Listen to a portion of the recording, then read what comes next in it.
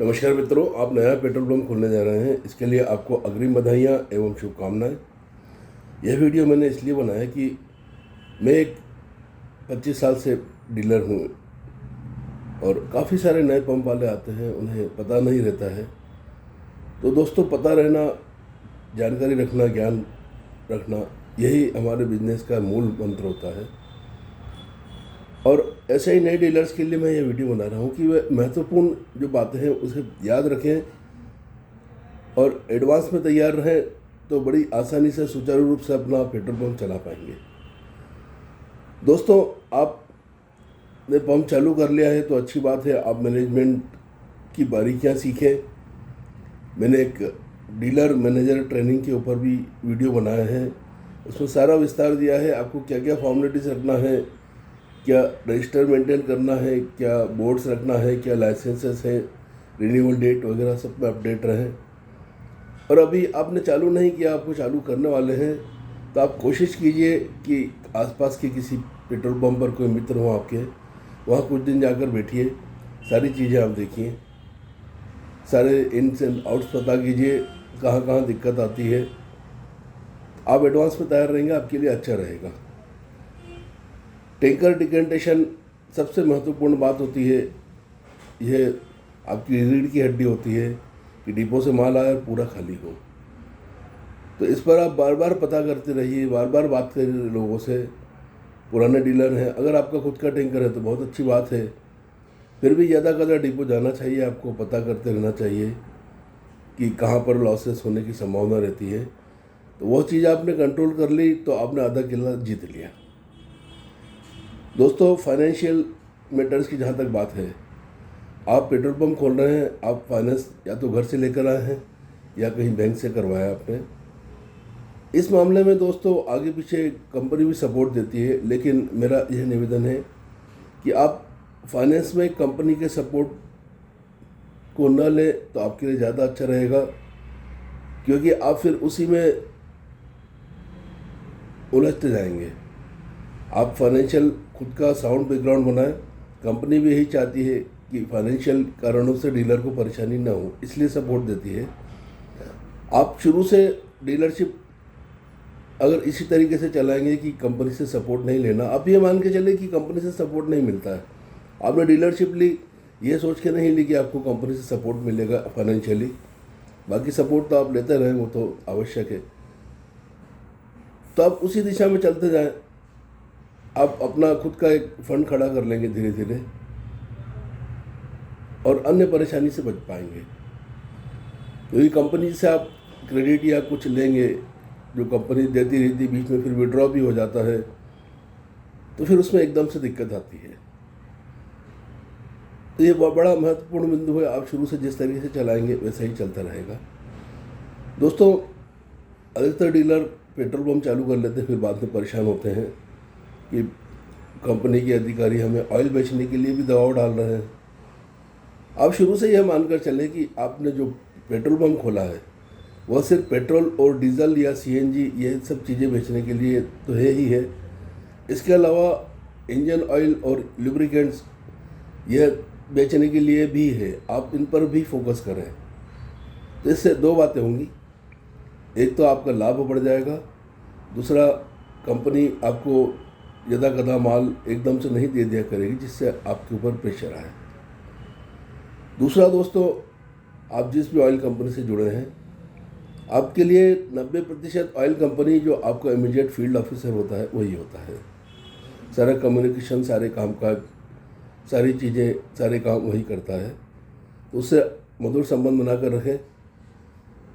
और अभी इतने व्यस्त रहते हैं वो, आप कोशिश करें अधिकतर काम मैसेज के थ्रू करें, एक कम्युनिकेशन डेवलप करें उनसे, और वह जो मैसेज दे रहे हैं उसे आप अच्छे से विचार करें और समय सीमा में सारे कार्य पूरे करते चलें, तो आपको कंपनी का पूरा सपोर्ट मिलेगा।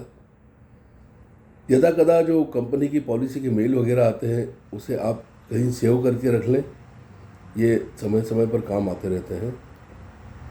आपके क्षेत्र की जो डीलर कम्युनिटी है उससे जुड़े, आपको आगे जाकर उनसे परिचय करना पड़ेगा, मित्रता करना पड़ेगी। तो क्या चल रहा है मार्केट में, कैसा चल रहा है, ये चीज़ आपको पता चलती रहेगी। अलावा इसके स्टेट गवर्नमेंट के, सेंट्रल गवर्नमेंट के और लेबर लॉस वगैरह पता करते चलें। और लेबर लॉस और इन सब चीज़ों के लिए अगर 10 से ज़्यादा हैं तो आपको ESI लगेगा, 20 से ज़्यादा है तो PF लगेगा। तो इसके लिए आप शुरू से ही कंसल्टेंट एक रख लें और उन नियमों को अनुसार चलें, तो आप के लिए काफ़ी अच्छा रहेगा, भविष्य में कोई समस्या ना आएगी। दोस्तों, आप पेट्रोल पंप चालू कर रहे हैं, ऑयल सेल के अलावा एक चीज़ पर और मैं आपसे निवेदन करूंगा। आपके पास बहुत सारे ग्राहक चल के आएंगे, तो आप पेट्रोल, डीजल, ऑयल, CNG वगैरह इन चीज़ों से इतर आपके क्षेत्र में कौन सी चीज़ जो है बिक सकती है, कौन सा व्यापार हो सकता है पेट्रोल पंप से पेट्रोल डीजल के साथ में, वह भी शुरू से विकसित करने की कोशिश कीजिए। बहुत सारी चीज़ें हैं जो हो सकती हैं। आपके जो क्षेत्र जहाँ पर आपका पंप है वहाँ पर पर्टिकुलर कोई चीज़ बहुत अच्छे से हो सकती है, आप भी कोई चीज़ में बहुत अच्छे से माहिर होंगे, तो वह चीज़ पेट्रोल पंप से शुरू से करते रहें, तो आपको अन्य आय भी बनी रहेगी, क्योंकि समय तो आपको देना ही रहेगा पेट्रोल पंप पे, तो आपका लाभ बढ़ जाएगा।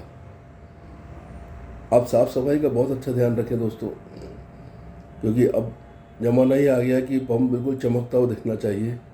वॉशरूम का मेंटेनेंस करें आप, पब्लिक के लिए आपको वॉशरूम खुले रखना है और उसमें सब तरह के लोग आते हैं, कुछ ऐसे भी आते हैं जो अच्छे से नहीं वापरते, तो आपको अलग से आदमी रखना चाहिए, उसका सिस्टम बनाना रहेगा।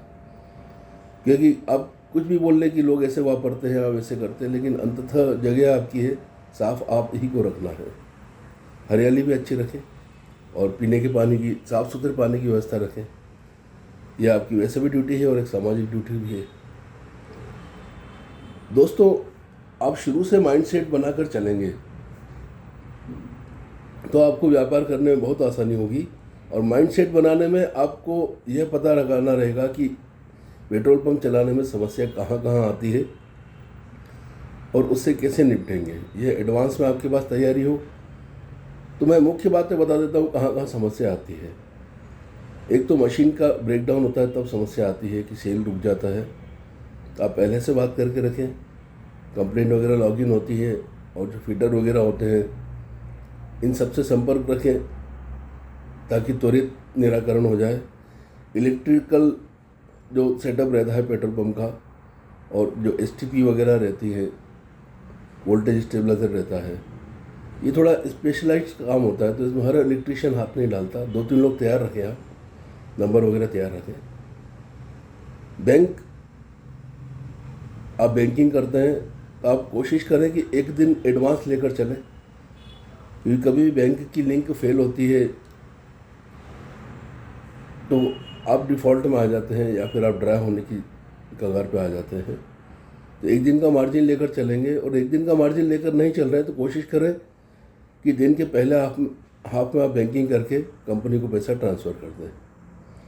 ऑटोमेशन अच्छी तरह से समझें कि उसमें कहाँ कहाँ समस्या आती है, कहाँ कहाँ सेल रुकता है, अपडेट कैसे करना है, टैंकर खाली होता है तो मशीन की टेस्टिंग कैसे डालना है, ये सब सीख लें। आप पहले से ही सीख लें, बाद में पंप चालू करने के बाद आप सीखेंगे तो आप घबराहट में सीखेंगे। स्टॉक का मैनेजमेंट अच्छे से देखते रहें, अलग से चाहे उसके लिए एक डायरी बना लें, कब स्टॉक कितना लगेगा, कितना फंड्स लगेगा, तो वो ठीक रहता है। दोस्तों, आप पेट्रोल पंप चालू कर रहे हैं, हो सकता है कि आपके मन में यह हो कि अच्छा बैठे बैठाए का काम है, सेठ बन जाएंगे, तो ये माइंडसेट आप चेंज कर लीजिए। आप यह विचार करके ज़रूर चलिए कि आपको 1 या 2 घंटे फोरकोर्ट पर ज़रूर रहना है, कस्टमर से इंटरेक्शन करना है, कम से कम 5-10 कस्टमर से आपको बातचीत करता है। ऐसा आप करते रहेंगे तो आपका सेल बना रहेगा, बढ़ता रहेगा, और इन सब बिंदुओं पर आप ध्यान देंगे तो आप सुचारू रूप से पेट्रोल पंप चला पाएंगे। वीडियो देखने के लिए धन्यवाद। अच्छा लगा तो लाइक और शेयर करें, सब्सक्राइब करें। आपके व्यवसाय के लिए आपको शुभकामनाएं।